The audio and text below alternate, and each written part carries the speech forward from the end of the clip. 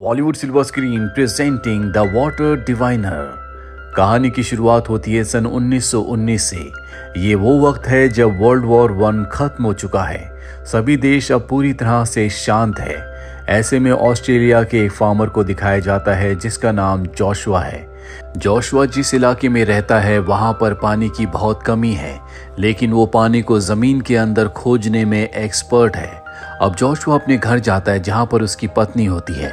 उसकी पत्नी कहती है कि हमारे तीनों बच्चे अंदर तुम्हारा इंतज़ार कर रहे हैं, वो तुमसे कहानी सुनना चाहते हैं। जोशुआ अंदर जाता है, वहाँ पर कोई नहीं है। दरअसल वर्ल्ड वॉर 1 में उसने अपने तीनों बेटों को खो दिया जो अपने देश के लिए जंग में शरीक हुए थे, लेकिन उसकी पत्नी ने अभी तक अपने बेटों की मृत्यु को एक्सेप्ट नहीं किया क्योंकि उनकी डेड बॉडीज कभी नहीं मिली। लेकिन जोशुआ ने अपने बेटों की मृत्यु को एक्सेप्ट कर लिया है क्योंकि 4 साल पहले उसके बेटे जंग में गए थे और अब वर्ल्ड वॉर 1 खत्म हो चुका है और अगर उसके बेटे जिंदा होते तो अब तक वो घर वापस लौट चुके होते। जोशुआ की पत्नी बार बार उससे कहती है कि तुम पानी ढूंढने में एक्सपर्ट हो, आसानी से तुम इस बीहड़ में पानी ढूंढ लेते हो, पर अब तक तुम अपने बेटों को नहीं ढूंढ पाए। जोशुआ के पास अपनी पत्नी के सवालों का कोई जवाब नहीं होता। जोशुआ भी अंदर से बहुत दुखी है, लेकिन वो अपना दुख किसी के साथ शेयर नहीं कर सकता। उसी दुख में और अपने बेटों की याद में वो सो जाता है। अगली सुबह जब वो उठता है तो उसकी पत्नी घर पर नहीं होती। वो उसे ढूंढने के लिए बाहर जाता है और पास ही के तालाब में उसे अपनी पत्नी की डेड बॉडी मिलती है, जिससे वो और भी टूट जाता है।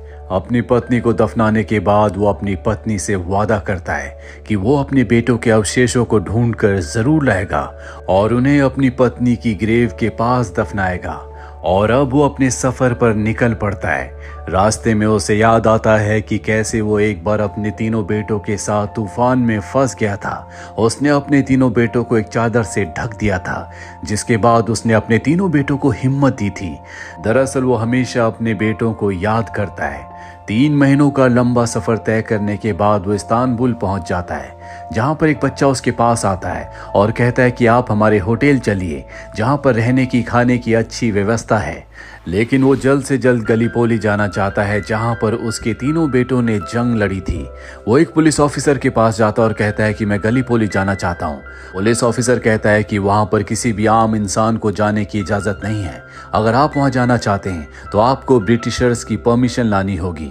जोशुआ इससे पहले कुछ सोच पाता, वही बच्चा जो उसे अपने होटल में चलने के लिए कह रहा था, जिसका नाम ओरान है, वो उसका बैग उठाकर भाग जाता है। जोशुआ उसका पीछा करता है।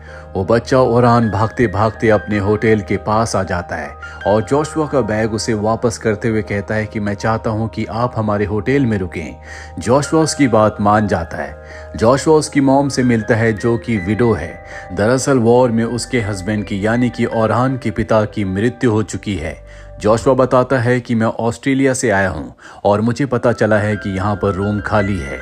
वो जब ऑस्ट्रेलिया का नाम सुनती है तो कहती है कि यहाँ पर कोई रूम खाली नहीं है। दरअसल जिस जंग में उसने अपने पति को खोया है वो ऑस्ट्रेलिया के खिलाफ थी। और तभी यहाँ पर एक आदमी आता है जो जोशुआ को चाबी दे देता है और अब जोशुआ अपने कमरे में जाता है।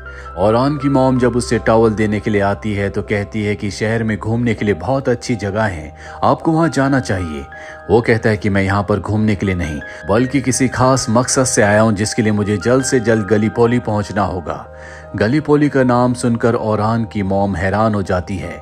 वो कहती है कि वहां पर अब आत्माओं के अलावा कुछ नहीं, वो जगह पूरी तरह से राख में मिल चुकी है। जोशुआ उसकी बात का कोई जवाब नहीं देता। अगली सुबह वो ब्रिटिश हेडक्वार्टर जाता है जहां पर वो ब्रिटिश ऑफिसर को अपने तीनों बेटों की फोटोज दिखाता है और बताता है कि मैं गलीपोली जाकर अपने बेटों के रिमेन्स को अपने देश ले जाकर अपनी पत्नी की ग्रेव के पास दफनाना चाहता हूँ, इसीलिए मुझे वहां पर जाने की परमिशन चाहिए। पर ब्रिटिश ऑफिसर साफ साफ मना कर देता है। वो कहता है कि वहां पर हजारों बॉडीज दफन है और अब वही उनका घर है, तुम्हें हम परमिशन नहीं दे सकते। दरअसल वर्ल्ड वॉर 1 में 2 अलग अलग देशों के ग्रुप्स थे और ऑस्ट्रेलिया ब्रिटेन के ग्रुप के साथ शामिल था, इसीलिए उसे ब्रिटिश ऑफिसर की परमिशन की जरूरत है, तभी वो गलीपोली जा सकता है। पर अब जबकि उसे परमिशन नहीं मिली, इसीलिए निराश होकर वो होटल वापस आ जाता है। साथ ही पूरे शहर में ब्रिटिशर्स के खिलाफ लोग रैली निकाल रहे होते हैं, नारेबाजी कर रहे होते हैं, क्योंकि वर्ल्ड वॉर 1 में हर किसी ने किसी न किसी को खोया है, इसीलिए उनके दिल में ब्रिटिशर्स के लिए नफरत है। वहीं हमें जोशुआ को दिखाया जाता है, जिससे ओरान के ग्रैंडफादर उसकी पत्नी के बारे में पूछते हैं। वो कहता है कि मेरी पत्नी इस दुनिया में नहीं है। ओरान की मॉम भी वहीं पर होती है। वो जोशुआ से पूछती है, और तुम्हारे बच्चे? जोशुआ इस बात का कोई जवाब नहीं देता। वो समझ जाती है कि उसके साथ कुछ न कुछ गलत हुआ है। वो बताती है कि अगर तुम गलीपोली जाना चाहते हो तो तुम्हें किसी फिशरमैन को ढूंढना चाहिए जो तुम्हें कुछ पैसों के बदले गलीपोली छोड़ सकता है। वो उसका शुक्रिया अदा करता है और अपना सामान लेकर होटल से निकल जाता है।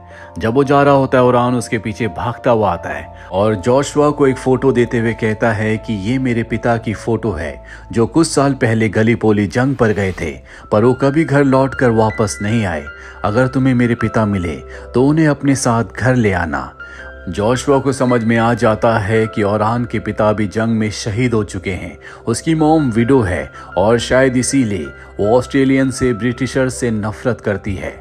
अब जोशुआ अपने सफर पर निकल पड़ता है और जब वो बोट से गलीपोली के लिए समंदर के रास्ते जा रहा होता है, तभी उसे एक सोल्जर देख लेता है। कर्नल अपने सोल्जर को कहता है कि वो जो कोई भी है उसे मेरे सामने लाया जाए, और अब जोशुआ को पकड़कर कर्नल के सामने लाया जाता है।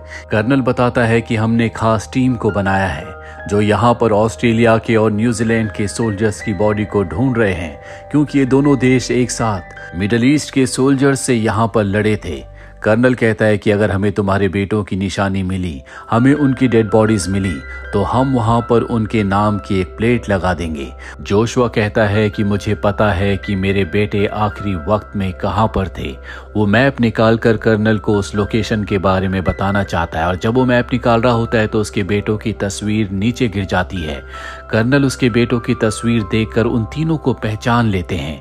वो जोशुआ से कहते हैं कि तुम वापस जाओ, अगर हमें कुछ पता चला तो हम तुम्हें इन्फॉर्म करेंगे। लेकिन जोशुआ वापस नहीं जाता, वो बीच पर ही बैठा रहता है। कर्नल अपने सोल्जर से कहता है कि उसे कंबल और खाने के लिए कुछ दे दो। यहाँ पर एक मेजर भी होता है जो कि टर्की का है। दरअसल वो यहाँ पर कर्नल की मदद के लिए आया है, क्योंकि वो इस पूरी लोकेशन को जानता है। हालांकि जंग के दौरान ये एक दूसरे के खिलाफ लड़े थे, और अब मेजर कर्नल से कहता है कि हमें जोशुआ की मदद करनी चाहिए, क्योंकि ये इकलौता फादर है जो अपने बच्चों को ढूंढने के लिए यहाँ पर आया है, और जहाँ पर उसके बच्चों ने जंग लड़ी थी, मुझे उस लोकेशन के बारे में पता है।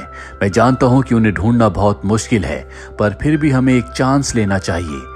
कर्नल मेजर की बात मान जाते हैं और अब जोशुआ को बुलाया जाता है और उसे उस जगह ले जाया जाता है जहां पर उसके बेटों ने जंग लड़ी थी।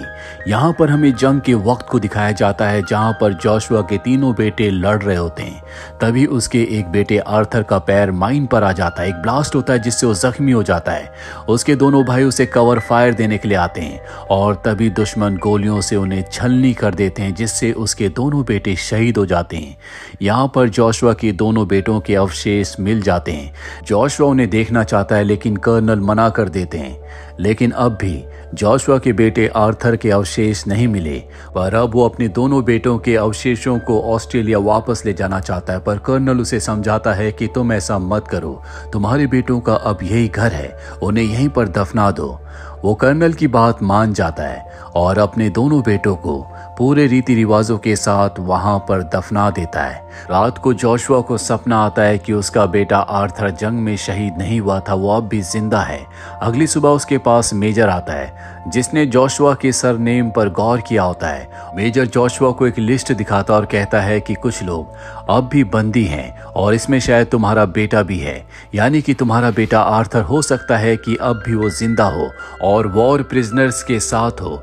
ये सुनकर उसे बहुत खुशी होती है। वो ओरान के होटल वापस आ जाता है और ब्रिटिश हेडक्वार्टर जाता है, जहां पर वो बताता है कि शायद मेरा बेटा अब भी जिंदा है, जो वॉर प्रिजनर्स के साथ है, मुझे आपकी मदद चाहिए। लेकिन ब्रिटिश ऑफिसर उसकी कोई मदद नहीं करता। वो कहता है कि मैंने तुम्हें मना किया था कि तुम गली पोली नहीं जा सकते, फिर भी तुम वहां पर गए। वो जोशुआ के पासपोर्ट को जब्त कर लेता और कहता है कि थर्सडे को मैं तुम्हारे पास आऊंगा और तुम्हें ऑस्ट्रेलिया वापस भेज दिया जाएगा। जोशुआ इसके बाद होटल वापस आ जाता है, जहां पर ओरहान की मॉम अब उससे नफरत नहीं करती, क्योंकि उसे पता है कि जंग में उसने भी अपने बेटों को खोया है, जिस वजह से उसकी पत्नी ने भी अपने आप को खत्म कर लिया। वो उससे बहुत सारी बातें करती है और बताती है कि मेरे हस्बैंड भी जंग पर गए थे, जो कि शहीद हो चुके हैं, लेकिन मैं अब भी मानती हूँ कि वो जिंदा हैं, क्योंकि अगर मैंने मान लिया कि मेरे हस्बैंड अब इस दुनिया में नहीं रहे, तो उनका भाई जो हमारे साथ रहता है वो जबरदस्ती मुझसे शादी कर लेगा। दरअसल वो चाहता है कि किसी भी कीमत पर मैं उससे शादी के लिए हाँ कर दूं, पर मैं उससे शादी नहीं करना चाहती। जोशुआ को उसकी मजबूरी समझ में आ जाती है। अब अगले दिन ओरान की मॉम को उसके हस्बैंड का भाई जो उससे शादी करना चाहता है, वो उस पर हाथ उठा रहा होता है। तभी वहां पर जोशुआ पहुंच जाता है, जो उसे उठाकर फेंक देता है। वो कहता है कि मैं तुमसे बदला लूंगा। ओरान की मॉम भी जोशुआ पर गुस्सा हो जाती है। वो कहती है कि तुमने हालातों को और भी खराब कर दिया है, तुम हमारे होटल से चले जाओ।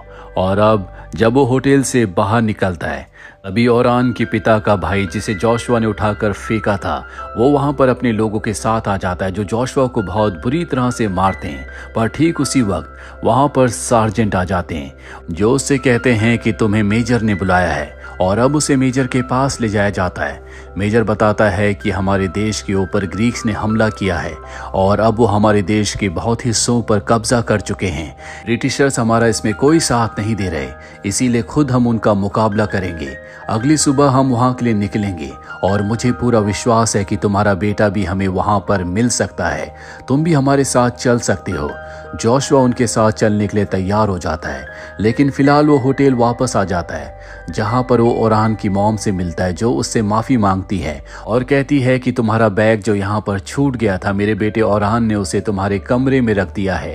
दरअसल अब तक जोशुआ ओरान से बहुत करीब हो चुका है, उसने उसके साथ बहुत वक्त बिताया है। वो ओरान की मॉम से बहुत सारी बातें करता है।